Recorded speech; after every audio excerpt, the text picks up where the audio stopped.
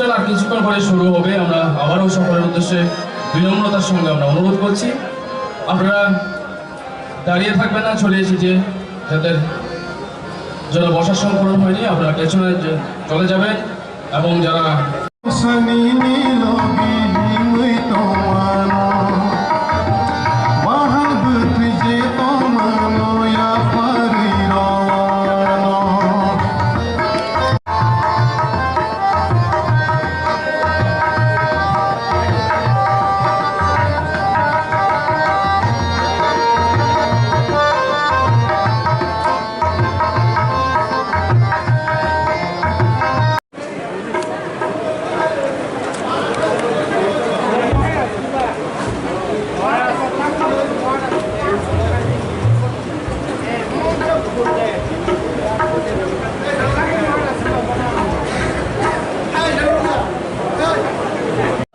अत्यंत कठिन परिस्थिति में सनातन धर्म की रक्षा एवं संरक्षण हेतु अपने जीवन की आहुति दे दी।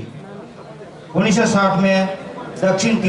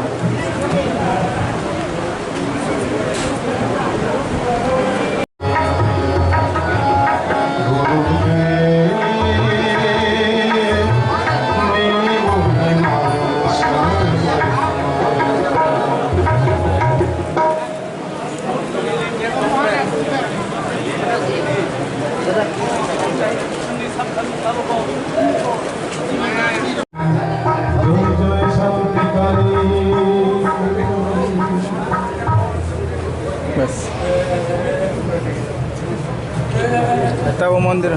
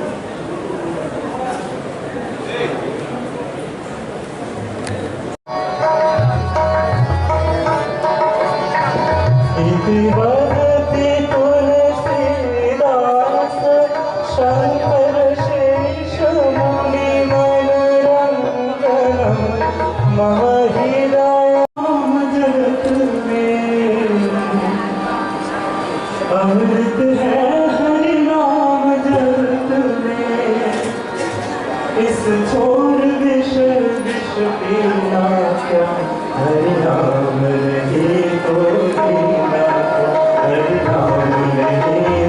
जीना क्या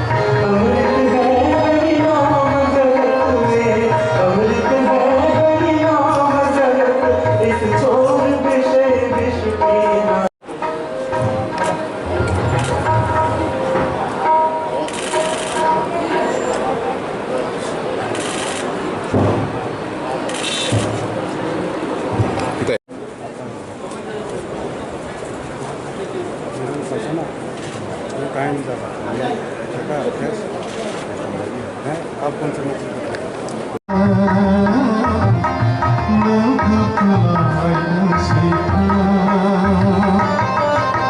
জয় জয় শান্তি কালী, জয় জয় শান্তি কালী, জয় জয় শান্তি কালী। এই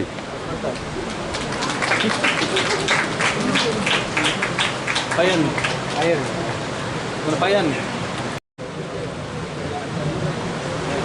आज के इस शुभ अनुष्ठान पर हमारे बीच श्री दिनेश तिवारी जी उपस्थित है, संगठन मंत्री असम क्षेत्र विश्व परिषद के। मैं भी उपस्थित है। मैं त्रिपुरा सरकार के, मैं आपसे निवेदन करता हूं कि आप श्री सांसद जी का साथ दें।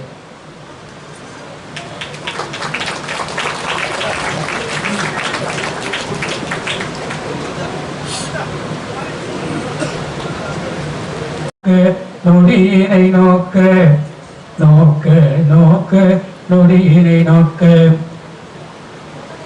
Hindi, no. My chief minister Hindi cut man. Tamil Nadu chief minister no Hindi, no Hindi.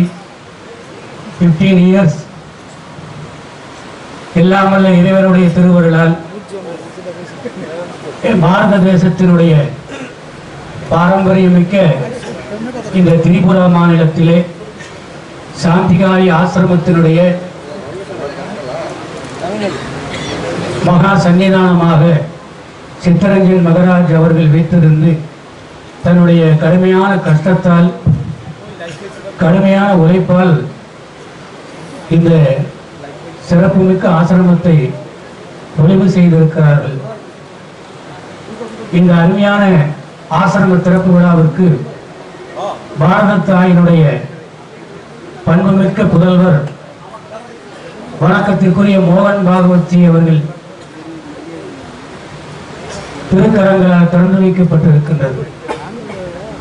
உலக சேம நலம் பெறவும், உயர்ந்த எண்ணங்கள் ஒளிபெறவும், நிலம் குளிர மழை பொழிய, பூமியிலே நிறைவான விளைவு மிக போங்க, கலகமும் சண்டையும் சச்சரவுகளும் இன்றி நாம் எல்லோரும் கருத்தொருமித்து வாழ்வதற்காக பாரத நாடு பழம்பெரும் நாடு, நீரதன் புதல்வர் என் நினைவு அகற்றாதீர் என்ற பாரதியின் வாக்குக்கேற்ப ஒரே நாடு, ஒரே கொள்கை, ஒரே மக்கள் என்கின்ற உணர்வோடு நாம் வாழ வேண்டும் என்று இந்த நல்ல நிகழ்ச்சியிலே கலந்து கொண்டிருக்கக்கூடிய அனைவருக்கும் என்னுடைய மனமார்ந்த வாழ்த்துக்களையும் பாராட்டுகளையும் தெரிவித்துக் கொண்டு, சித்தரஞ்சன் மகராஜ் அவர்களும் நானும் பாஷை தெரியாவிட்டாலும் கூட ஹார்ட் எங்களுடைய இரண்டு பேருடைய தொடர்பும் எப்பொழுதும் இருக்கும்.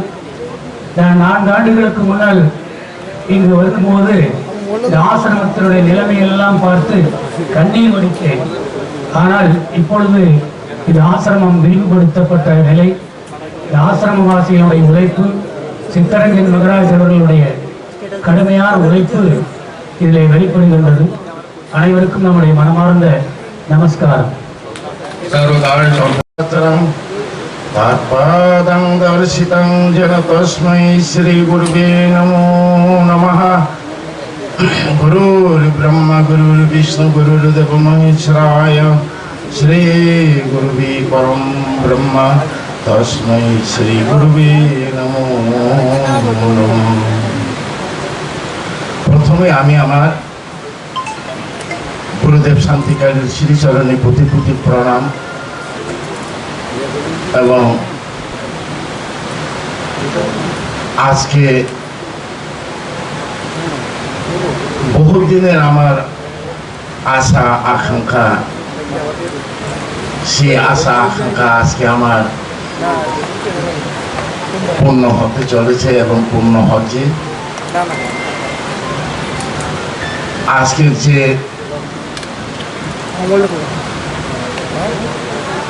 ভারতের মহা কাজ কর্ম সেরে ত্রিপুরাতে শান্তিকেলে আশ্রমে মন্দির উদ্বোধনের জন্য রাষ্ট্রীয় স্বয়ংসেবক পরিচালক ডক্টর মোহন ভাগবতজি শান্তিকালের এই আশ্রম মঞ্চতে যে উজ্জ্বল আলোড়ন করে যে তুলেছে, তার জন্য আমি শান্তিকেলে আশ্রম তরফ থেকে অশেষ ধন্যবাদ জ্ঞাপন করি। তার সাথে সাথে আমাদের ত্রিপুরা রাজ্যের সমস্ত বিধায়ক, মিনিস্টার, এমনকি আমার কেন্দ্রের মিনিস্টারও এখানে উপস্থিত হওয়াতে আমি আরো খুশি, আরো বেশি আনন্দিত হয়েছে। এবং ভারতের শেষ গুজরাট বুশ থেকে গোপাল ভাই, নারায়ণ ভাই শান্তিকালে আশ্রমে একটু দৃষ্টি দেওয়াতে আজকে শান্তিকালে আশ্রমের হোস্টেল, স্কুল, বিল্ডিং করে দিয়েছে। তাকেও আমি শান্তিকালে আশ্রম তরফ থেকে গোপাল ভাই, নারায়ণ ভাইকে অশেষ ধন্যবাদ জ্ঞাপন করি।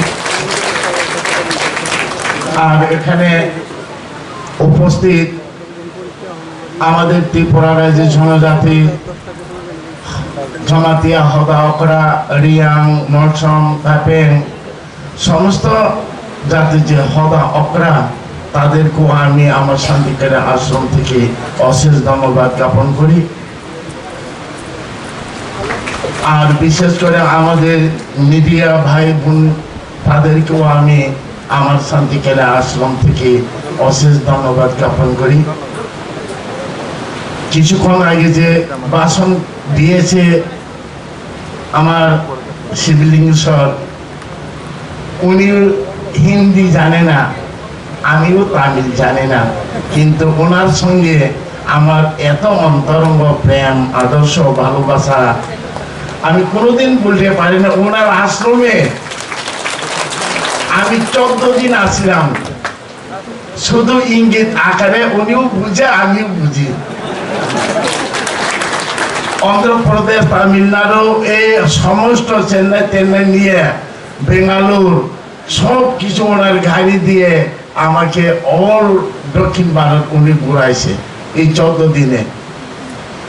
ভগবানকে যেভাবে পূজা করে, সেবা করে, ঠিক এভাবে উনি আমাকে সম্মান, সেবা করছে। তাতে আমি অশেষ ওনাকে ধন্যবাদ জ্ঞাপন করি। আমি ভারতবর্ষ সব আশ্রমে ঘুরছি, সব সাধু সন্ন্যাসীর সঙ্গে আমি মিলন, অথচ ওনার মতো অন্তর আমি কোনো সাধুর কাছে পাইনি। আজকে উনি মালয়েশিয়া ছিল, মালয়েশিয়া থেকে যখন আমি ফোন করছি পরে মালয়েশিয়া থেকে যে তাড়াতাড়ি চলে আসলো এই ত্রিপুরাতে, শুধু আমার জন্য। তার জন্য আমি আমার দীর্ঘদিনের আশা, আকাঙ্ক্ষা আজকে পূর্ণ হচ্ছে কেন, আমি এটা একটু সংক্ষেপে বলবো। আজকে থেকে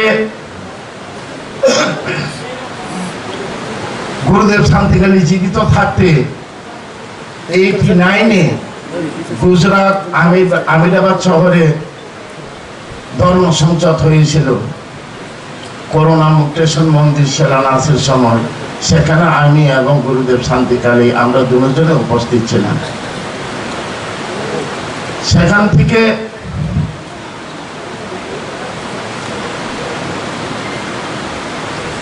গুরুদেব আর আমি দুজনে মঞ্চতে ছিলাম।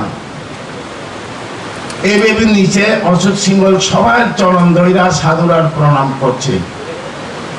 সে সময় শান্তিকালে আমাকে দেখায়, দেখ চিত্ত, এই রে অশোক সিংহল, আমি যে সময় পৃথিবীর থেকে বিদায় নেব, তুমি ত্রিপুরাতে কাউকে সহযোগিতা পাইতে না, তুমি অশোক সিংহলের পাশে চলে আসো, অশোক সিংহল তোমাকে সব ব্যবস্থা করে দিব। সে 89-এ ভবিষ্যৎবাণী করছিল শান্তিকালে। আমি 2000-এ যখন শান্তিকালীকে হত্যা করা হয়েছিল, সে সময় ত্রিপুরা রাজ্যের সনাতন হিন্দু ধর্ম কর্ণওয়ালা কেউ আশ্রমে আসার সাহস ছিল না, উগ্রবাদীর দর বয়ে। সে সময় শান্তিকালের ভবিষ্যৎবাণী অনুসারে আমি দিল্লিতে চলে যাই। আমার দিল্লির প্রথম সফর। বিষ্ণু পরিষদের অফিস কোথায় আমি ওটাও জানি না। খুঁজতে খুঁজতে শান্তিকালে আমাকে সেই আর কি পুরন সংকট মতন আশ্রমে নিয়ে পোষাই অশোক সিংহলের লগে আমার দেখা হয়। অশোক সিংহল এমনভাবে আমাকে আদর, স্নেহ, মায়া, মমতা এমন আদর্শ দিয়েছে আমি এই জন্মে কোনোদিন বলতে পারবো না। একজন পিতা সন্তানকে এত স্নেহ করে না, অশোক সিংহল আমাকে সেই স্নেহ মমতা দিয়েছে। সেই অশোক সিংহলই উনি নিজের গাড়ি করে আমাকে এই 2001 ফার্স্ট জানুয়ারিতে আমাকে মোহন বাবু ভিজির লগে পরিচয় করে দিয়ে দেন। সেই দিন থেকে আমার মনের মধ্যে একটা আশা ছিল, অশোক সিংহল এবং বাবু ভিজিতকে নিয়ে ত্রিপুরাতে কোনো কারণে যদি আমি মন্দির করতে পারি তাহলে আমি ওনাকে নিয়ে আমি মন্দির উদ্বোধন করব। সেই আশা আজকে 22 বছর পরে আমার পরিপূর্ণ হলো। সে আমি খুব খুশি, আনন্দিত। কেননা আমার ভোরবাকে অপহরণ করে নিয়ে গেছে উগ্রবাদীরা। 3 দিন 3 রাত রাখার পরে বলা হয়েছিল যে তোমার ছোট ভাইকে বলো ড্রেস তাক করে ঘরে বসে থাকার জন্য, নইলে যেখানে দেখা হয় সেখানে গুলি অর্ডার হয়ে গেছে উগ্রবাদীর কাছে। তা আমিও প্রতিজ্ঞা করে নিয়েছি, বিধির বিধানে লেখা যদি তাদের গুলিতে আমার মৃত্যু থাকে, পৃথিবীর মধ্যে না ত্রিভুবনে কেউ আমাকে বাঁচাতে পারবে না। আর যদি আমার মৃত্যু তাদের হাতে না থাকে আমাকে তারা কিচ্ছু করতে পারবো না। আমি তবে চেষ্টা করবো না, নিজ ধর্ম নিয়ে আমার ধর্মকে নিয়ে আমি মৃত্যু হব, তবে আমি ধর্ম তা করবো না, ড্রেস তা করবো না। সেই প্রতিজ্ঞা আজকে আমার পরিপূর্ণ হয়েছে। তার জন্য আমি সবাইকে আমার আশ্রম তরফ থেকে অশেষ ধন্যবাদ জ্ঞাপন করি। আমি বেশি সবাই নষ্ট করব না, এতদূর বলে আমি সবাইকে আমার শান্তিকার আশ্রম তরফ থেকে আমি আবার ধন্যবাদ জ্ঞাপন করি। আমার কিছু কথা এখানে সমাপ্ত করব। ওম শান্তি, ওম শান্তি, ওম শান্তি। महाराज जी, श्रद्धेय शिवलिंगेश्वर स्वामी जी, उपस्थित सभी, मैं जनजातीय और अन्य ऐसे बोल सकता हूँ, लेकिन हम सब एक ही है, इसलिए हम सब सज्जन और माता भगिनी ऐसे ही कहता हूँ। आज मेरे लिए भी बहुत आनंद का दिवस है, क्योंकि कैसे आना होता है, किसी के बुलाने पर क्यों जाया जाता है, तो उसका कारण अपनापन है। तो शिवलिंगेश्वर स्वामी मलेशिया में थे, उनको स्वामी जी ने बुलाया, वो आ गए। ऐसे ही पिछले प्रवास में उन्होंने मुझे कहा कि मेरा मंदिर बन रहा है, जुलाई में इस तारीख को आपको आना है। तो कार्यक्रम तो पहले ही बन गया था मेरा, परंतु थोड़ा इधर उधर करके एक दिन मैंने सोचा दिल्ली से अगरतला जाएंगे, अगरतला से वापस दिल्ली जाएंगे। क्यों जाएंगे? इसलिए जाएंगे कि अपने लोगों ने बुलाया है। अपने देश में इतने सारी भाषाएं हैं, इतने सारे पंथ संप्रदाय है, जाति उपजाति है, खान पान रीति रिवाज सब कुछ अलग अलग है। परंतु एक बात है, ये सब होने के बाद भी हम सब में अपनापन है। हर भाषा पंथ संप्रदाय में भारत की चिंता है, हर भाषा संप्रदाय में अपनी सनातन धर्म संस्कृति का गुणगान है, और आज भी लोगों का आचरण उसी के अनुसार होता है। और हमारे देश के लोगों की ये जो अपनत्व की भावना है वो केवल अपने भूगोल तक सीमित नहीं है, तो हम संपूर्ण विश्व को अपना मानते हैं। हम कहते हैं ये मेरा, ये तुम्हारा, ये अपना, वो पराया, ये सब छोटी बुद्धि का परिणाम है। जो उदार चरित लोग हैं उनके लिए तो सारी पृथ्वी कुटुंब है। स्वयं निजः परो इति गणनाम लघु चेतसा, छोटी बुद्धि वाले लोग। उदार चरिता नाम तु वसुधैव कुटुंबकम, जो उदार चरित है, उदार हृदय के लोग हैं, उनके लिए सारी पृथ्वी कुटुंब है। हम जिसको धर्म कहते हैं वो धर्म का मूल इस बात में है, क्योंकि ये अपनापन संबंध की बात है। आपका मेरा कोई संबंध है तो अपनापन है। अब हमारी विशेषता है कि हम सब बातों को संबंध ही मानते हैं। जैसे रिश्तेदारी, खून का संबंध, मेरा भाई, मेरी बहन, मेरे भतीजे, मेरे भांजे, मेरे पोते पोतियां, ये सब मेरे क्यों है? क्योंकि वो मेरे रिश्तेदार। लेकिन यहां हम रुकते नहीं। हमारे गांव का रहने वाला मेरा गांव वाला होता है, इसलिए अपनापन है। हमारे देश का व्यक्ति मेरे देश का है, इसलिए अपनापन है। और केवल मनुष्यों तक नहीं, तो यहां से एक जमाने में अंग्रेजों ने जबरदस्ती या लालच में फंसाकर बहुत लोगों को विदेश में भेज दिया। 250-300 साल पहले की बात है।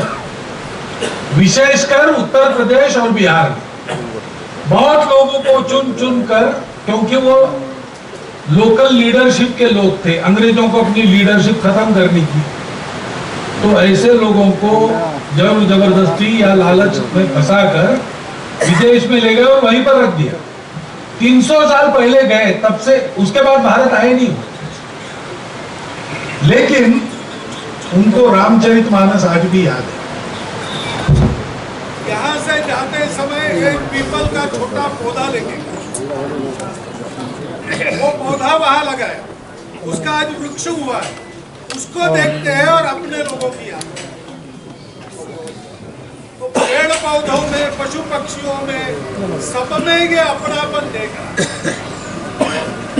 इस प्रकार की बात हमारा व्यक्ति करता है, क्यों? तो उसके मूल में एक सत्य है, जो सनातन धर्म का सत्य है। वो सत्य ऐसा है कि सब में एक ही है।